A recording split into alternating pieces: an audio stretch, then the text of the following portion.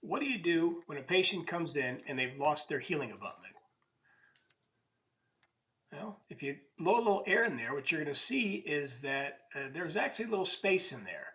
And if you use that space properly, you don't have to numb them up and do full surgery. Instead, what you do is use a little lidocaine, and this is a liquid anesthetic that everyone should have in their office. Put it on a Q-tip, hold it on there for about 10-20 seconds. It's not a long time. Then you take the tallest, narrowest healing abutment that you have in your office. This happens to be a 4x7 for me. You put that in place very slowly. The patient's not going to like you at this, but it's better than being numbed up. And that's what you always ask the patient. And trust me, they'll pick this because they don't want the needle. You're putting it in slowly. Now you're seeing it start to go down a little further and blanch around there. And you can see it's all the way in. And now what you do is you just go off and do a hygiene check for about 3-4 minutes and let the human body work.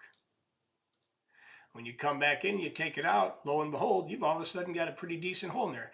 That's how much progress you can make in 5 minutes with one of these without doing surgery or anything else.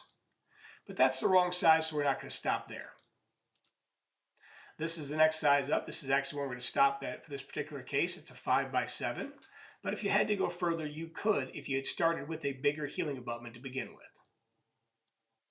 So again, you start to screw it in very slowly.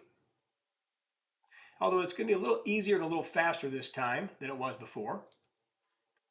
Now, as you can see, the healing abutment is all the way in and the tissue's blanching around there, but the patient's really not feeling it anymore because it's gone in there nice and slowly, and they're very happy with you because it was no needle, no scalpel, no suturing.